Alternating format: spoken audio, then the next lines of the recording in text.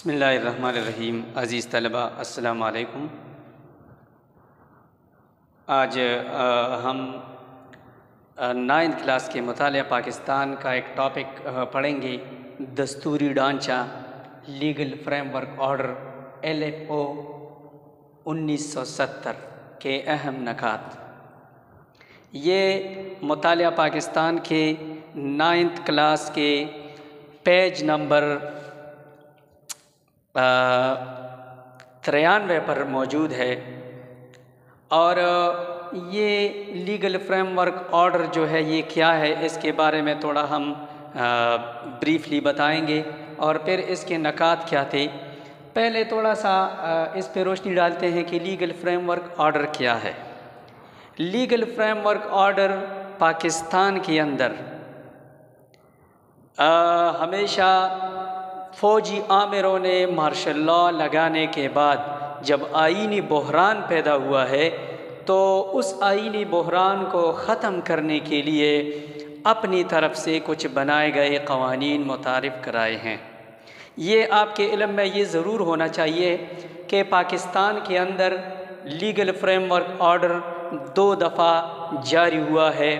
एक जनरल आगा मोहम्मद याहिया ख़ान के दौर में 1970 में, जो आज हमारा टॉपिक है और हम पढ़ेंगे, और दूसरी मरतबा तारीख़ के अंदर पाकिस्तान की 73-74 साला तारीख़ के अंदर दूसरी मरतबा जो LFO पेश किया गया था वो जनरल परवेज़ मुशर्रफ ने पेश किया था 2002 में। उसको कहते हैं LFO 2002। अच्छा, LFO ये लीगल फ्रेमवर्क ऑर्डर या दस्तूरी ढांचा यानी आईनी ढांचा, जब असल आईन मौजूद ना हो और मुल्क को चलाने के लिए क़वानीन की ज़रूरत हो तो मुस्तकिल आईन की गैर मौजूदगी में जो आर्जी तौर पर एक डिक्टेटर की तरफ से, एक आमिर की तरफ से क़वानीन जारी किए जाते हैं उसको उमूमन आमतौर पर LFO या लीगल फ्रेमवर्क ऑर्डर कहा जाता है। अगर हम दोनों LFOs का पाकिस्तान के अंदर जायज़ा लें तो हमें ये मालूम होता है कि ये दोनों जो हैं इनमें 2 चीज़ें मुश्तरक हैं। यानी जनरल परवेज़ मुशर्रफ वाले LFO में और जनरल आगा मोहम्मद याहिया ख़ान के LFO में 2 बातें मुश्तरक हैं। वो क्या है? वो ये है कि जनरल याहिया ख़ान ने भी 1969 में 1969 में जनरल अयूब ख़ान का बनाया हुआ सदारती निज़ाम पर मबनी आईन जो था 1962 का आईन, वो तोड़ दिया था, मार्शल लॉ लगा दिया था और फिर मुल्क में एक जमहूरी निज़ाम लाने के लिए इंतखाबात का इनेकाद वो करना चाहते थे। तो इस गरज से चूँकि इंतखाबात का ज़िक्र जो है वो उमूमन इसका तरीक़ाकार आईन के अंदर होता है कि ये 5 साल बाद होंगे और इसमें सियासी पार्टियां होंगी और इसमें या सदारती निज़ाम होगा या पार्लिमानी निज़ाम होगा, ये सारा कुछ डिटेल जो है, और इसमें इलेक्शन कमीशन होगा, ये क़वानीन होंगे, इसके लिए इतनी एज दरकार होगी जब कोई MPA या MNA के लिए खड़ा होता है। ये सारा डिटेल जो है इलेक्शन का जितना भी प्रोसेस है वो सारा आईन के अंदर मौजूद होता है। लेकिन जब आईन मनसूख हुआ हो और फिर कोई चाहे कि हमने इंतखाबात मुनक़िद कराने हैं तो जिस चीज़ में क़वानीन मौजूद हैं इंतखाबात के मुनक़िद कराने के, वो क़वानीन ही आपके पास नहीं है, तो फिर आपको क्या करना पड़ता है? फिर उस वक्त में फ़ौजी आमिरों को ये करना पड़ा पाकिस्तान के अंदर कि उन्होंने लीगल फ्रेमवर्क ऑर्डर के नाम से एक आर्जी दस्तूरी ढांचा जारी किया। इसी तरह हम अपने मेन टॉपिक की तरफ आते हैं कि लीगल फ्रेमवर्क ऑर्डर 1970 जो था वो क्यों जारी किया गया। उससे पहले जनरल अयूब ख़ान ने 1958 में मार्शल लॉ लगाया था और तकरीबन पाकिस्तान के अंदर जो है 23 मार्च 1956 को पहला आईन जो है उसका ऐलान हुआ और वो मुश्किल से तकरीबन 2-2.5 साल चला और उसके बाद 58 में सिकंदर मिर्ज़ा ने, जो उस वक्त के सदर थे, मार्शल लॉ लगाकर अयूब ख़ान को वो ले आए। अयूब ख़ान की पॉलिसियों को अच्छी निगाह से देखा जाता है और उस 60 की दहाई को पाकिस्तान की तरक्की की दहाई यानी डिकेड ऑफ डेवलपमेंट के नाम से भी याद किया जाता है। लेकिन जब उनकी हुकूमत को हम देखते हैं तो उन्होंने एक गैर जमहूरी तरीक़ा इख्तियार करके आइन को पामाल करके और आइन को तोड़कर जो है उन्होंने मार्शल लॉ एडमिनिस्ट्रेटर वो बने थे।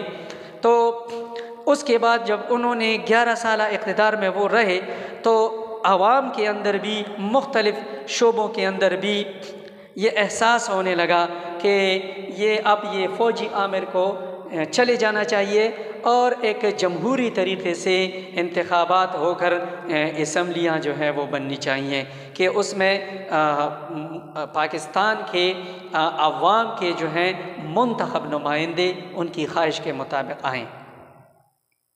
तो इस तरीके से जनरल अयूब ख़ान को के ख़िलाफ़ जो है तहरीक चली। सियासी लिहाज से भी सियासी पार्टियों ने भी तहरीक चलाई, वकला ने भी, मज़दूरों ने भी, किसानों ने भी, वकला ने भी और तलबा ने, ख़वातीन ने, सब जितनी भी शोबाए हाय ज़िंदगी हैं उन सब में लोगों ने अयूब ख़ान को इक़्तिदार छोड़ने पर मजबूर किया और उनके ख़िलाफ़ तहरीक चलाई। उन्होंने गोलमेज़ कॉन्फ्रेंस भी बुलाई कि भाई आपके क्या मुतालबात हैं, आप क्या चाहते हैं, लेकिन वो गोलमेज़ कॉन्फ्रेंस भी नाकाम हो गई और इस तरीके से अयूब ख़ान को मजबूरन जो है वो इस्तीफ़ा देना पड़ा।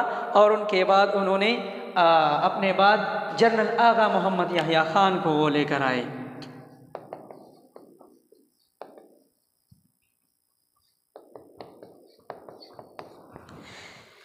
जैसा कि मैंने आपको पहले बताया कि अयूब ख़ान का दौर तो तरक्की का दौर था, लेकिन सियासी पार्टियों पर पाबंदियाँ थीं और इंतखाबात का कोई अच्छा तरीक़ाकार मौजूद नहीं था। लोगों को 62 का जो सदारती निज़ाम था वो भी पसंद नहीं आया और वो एक नया निज़ाम भी लाना चाहते थे, इसके साथ साथ नई असम्बलियाँ और इंतखाबात कराना चाहते थे। तो अयूब ख़ान ने इस्तीफ़ा तो दिया। जनरल आगा मोहम्मद याह्या ख़ान जब आए तो उन्होंने महसूस किया कि अयूब ख़ान को किस लिए मजबूर किया गया है, इसलिए कि आवाम के अंदर बेचैनी थी इंतखाबात के लिए और अयूब ख़ान ने इस्तीफ़ा तो दिया लेकिन इंतखाबात नहीं कराए। लिहाजा लोगों का जो असल मसला था अयूब ख़ान से वो ये था कि पूरा निज़ाम तब्दील किया जाए, इंतखाबात कराए जाएँ, असम्बली बने और उस असम्बली के ज़रिए से मुल्क के लिए एक नया आइन भी मुरतब किया जाए। तो जनरल मोहम्मद याह्या ख़ान जो है वो उन्होंने इक़्तिदार संभाला था 25 मार्च 1969 को, 25 मार्च 1969 को, और वो बरसर इक़्तिदार रहे 20 दिसंबर 1971 तक।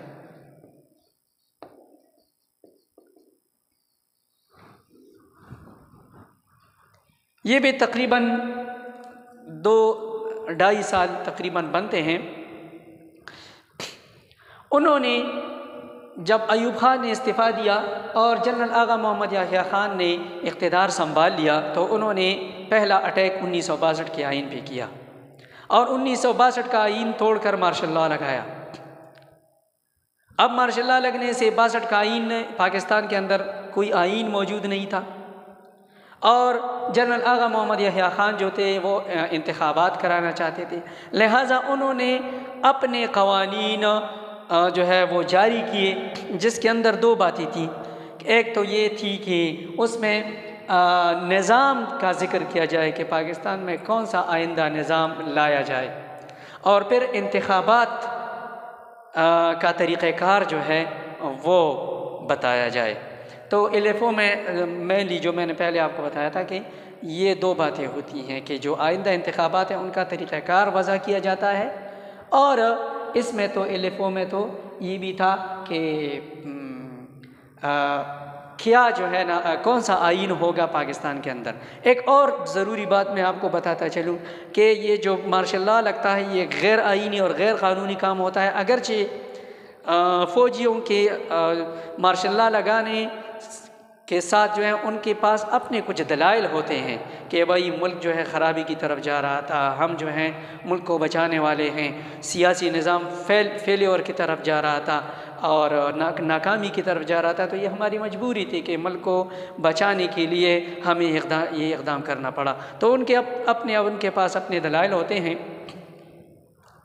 ये जो है मार्शल लॉ जब लग गया तो ये चूँकि गैर आइनी इक़दाम है, तो दोनों एलएफओ का अगर हम देखें, मुशर्रफ वाली को भी और यहया खान वाली को भी, तो इसमें ये भी है कि अपने उस इक़दाम को एक कवर और एक जवाज़ फराहम किया गया कि ये जो हमने एक्शंस लिए हैं या जो इक़दामात लिए हैं ये जायज़ होंगे, इसको पाकिस्तान की किसी अदालत में चैलेंज नहीं किया जा सकेगा।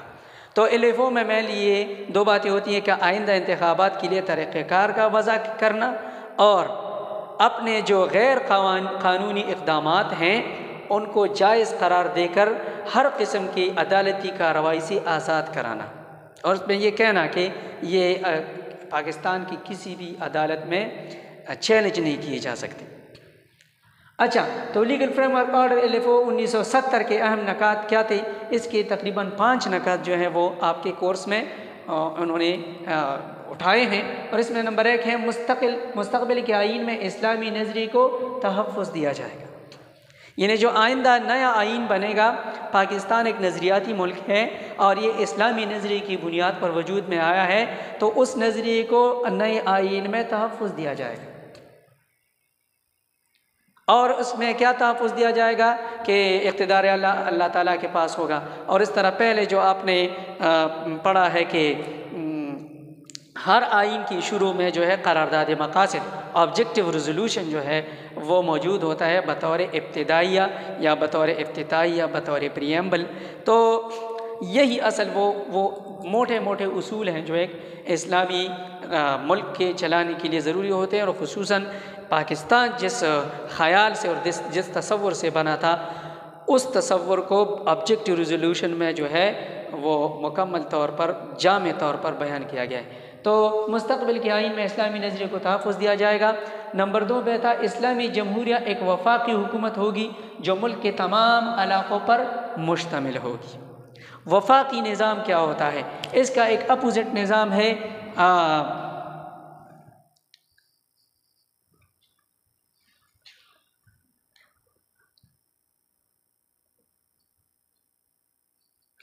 वफ़ाक़ी निज़ाम जो है ये है कि हुकूमत जो है एक मरकज़ी हुकूमत होगी और फिर सूबाई हुकूमतें होंगी। कुछ बड़े बड़े मोटे मोटे इख्तियारात जो हैं ये मरकज़ के पास होंगे और बाकी तमाम सूबों के पास अपने ज़्यादातर इख्तियारात होंगे, यानी इसमें ज़्यादा से ज़्यादा सूबाई खुद मुख्तारी होगी। लेकिन ये सारे सूबे जो हैं वफाक के नीचे काम करेंगे। और इसका एक अपोजिट है वहदानी निज़ाम, यूनिटरी सिस्टम। वहदानी निज़ाम में मरकज़ बहुत ज़्यादा मजबूत होता है और उसमें सारे फ़ैसले मरकज़ में किए जाते हैं। एक सेंट्रलाइज्ड जो है एक निज़ाम होता है। तो वहदानी हुकूमत वफाक ये 2 किस्म के निज़ाम है, वफाकी निज़ाम federal form of government and वहदानी यानी यूनिटरी फॉर्म ऑफ गवर्नमेंट। तो पाकिस्तान के अंदर वफाकी निज़ाम हुकूमत होगा कि इसमें मरकज़ होगा और सूबों के पास ज़्यादा इख्तियारात होंगे, सूबे जो है वो खुद मुख्तार होंगी और मरकज़ के पास चंद इख्तियारात होंगे। नंबर 3 पे है आइन में बुनियादी हुकूक, बालिग़ राय दही और अदलिया की आज़ादी को तहफ़्फ़ुज़ दिया जाएगा। इसमें 3 पॉइंट्स जो हैं वो बयान किए गए हैं, बुनियादी हुकूक, बालिग़ राय दही और अदलिया की आज़ादी। बुनियादी हुकूक दिए जाएंगे, बालिग़ राय दही होगी। जो नया आइन बनेगा उसमें बुनियादी हुकूक की ज़मानत दी जाएगी, उसमें बालिग़ राय दही जो है वो यकीनी बनाई जाएगी और अदलिया की आज़ादी होगी। तो इसका क्या मतलब है? इसका मतलब ये है, पहले आपको मैं समझाता हूँ कि बुनियादी हुकूक क्या है। बुनियादी हुकूक जो है इसको अंग्रेज़ी में कहते हैं फंडामेंटल राइट्स, और ये जो अब पाकिस्तान के अंदर 73 का आइन है उसमें भी है, ये हर आइन में होते हैं और इसको कहते हैं fundamental rights of the citizens of Pakistan. तो ये पाकिस्तान के शहरियों के बुनियादी हुकूक, इनमें क्या क्या होता है? इनमें है right of life, right of property, ये मेन चीज़ें हैं। Right of life, right of property, यानी ज़िंदगी का हक़, ज़िंदगी गुजारने का हक़, और माल के तहफ़्फ़ुज़ का हक़। यानी ये रियासत की ज़िम्मेदारी होगी कि वो आपके माल और जान की तहफ़्फ़ुज़ जो है वो यकीनी बनाएगी। तो ये है बुनियादी हुकूक़। इसमें और फंडामेंटल राइट्स में बहुत सारी चीज़ें और भी आती हैं। इसमें freedom of expression, freedom of opinion है, यानी राय दही की आज़ादी और इजहार राय की आज़ादी, ये तहरीर और तकरीर की आज़ादी। फिर इसमें पॉलिटिकल राइट्स हैं, जिसमें आप किसी भी पार्टी को ज्वाइन कर सकते हैं, किसी पार्टी से खड़े होकर इंतखाबात लड़ सकते हैं, किसी ख़ास पार्टी को सपोर्ट कर सकते हैं। ये जो है आपके पॉलिटिकल राइट्स हैं। कुछ आपके जो है इकनॉमिक राइट्स होते हैं, माशी हुकूक़, जिसमें छोटे से जायज़ कारोबार से लेकर बड़े कारखाने तक लेकिन जायज़ हो, तो वो आप पूरे पाकिस्तान के अंदर कहीं भी कर सकते हैं। आप पाकिस्तान के अंदर कहीं भी प्रॉपर्टी को ख़रीद सकते हैं।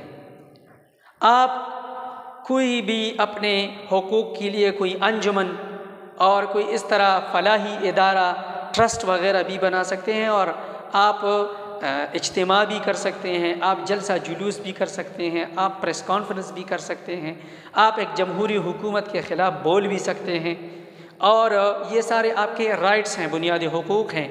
और आप अंजुमन साजी भी कर सकते हैं, और आप अपनी पॉलिटिकल पार्टी भी बना सकते हैं, यानी आप अपने सियासी जमात भी बना सकते हैं। अच्छा, तो ये है बुनियादी हुकूक़। फिर बालिग़ राय दही क्या है? इसको अंग्रेज़ी में कहते हैं एडल्ट फ्रेंचाइज़। एडल्ट फ्रेंचाइज़ का मतलब यह है कि हुकूमत की तरफ से आम शहरियों के लिए एक ख़ास उम्र की हद मुकर्रर की जाती है कि जब कोई लड़का या लड़की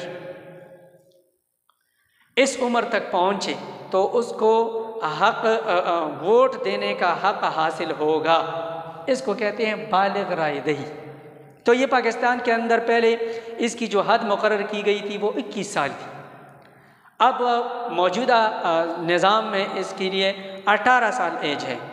वो लड़का या लड़की पाकिस्तानी शहरी हो और उसकी उम्र 18 साल तक पहुंच जाए तो उसका जो है वो नेशनल आइडेंटिटी कार्ड बनता है, शनाख्ती कार्ड बनता है, और उसका नाम जो है वो वोटर लिस्ट में डाला जाता है और उसको वोट देने का हक़ दिया जाता है। फिर उसके बाद है अदलिया की आज़ादी। एक ऐसा आईन बनाया जाएगा जिसमें अदलिया की आज़ादी जो है उसको यकीनी बनाया जाएगा। अदलिया की आज़ादी यानी अदलिया हर किस्म के प्रेशर से, हर किस्म के दबाव से आज़ाद होगी। कोई किसी किस्म की इंतज़ामिया की तरफ से कोई दबाव नहीं होगा, वज़ीर आज़म की तरफ से कोई दबाव नहीं आ सकता, सदर की तरफ से कोई दबाव नहीं आ सकता, मुक़न्निना की तरफ से यानी सेनेट और पार्लियामेंट और कौमी असम्बली की तरफ से दबाव नहीं आ सकता, किसी भी इदारे या किसी भी ओहदेदार शख्सियत की तरफ से अदलिया पर कोई दबाव नहीं आएगा, वो अपने फ़ैसलों में आज़ाद होगी। उसको कहते हैं अदलिया की आज़ादी का तहफ़्फ़ुज़। नंबर 4 पे आइन में से ज़्यादा सूबाई खुद मुख्तारी दी जाएगी, अलबत्ता मरकज़ मजबूत होगा।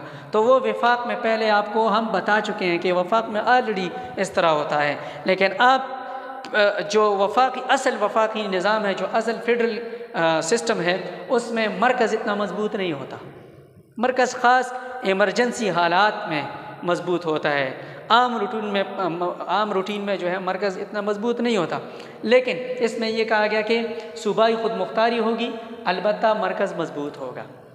सूबों को ज़्यादा से ज़्यादा माली खुद मुख्तारी और ज़्यादा से ज़्यादा महकमे जो हैं उनके इख्तियार में दिए जाएंगे।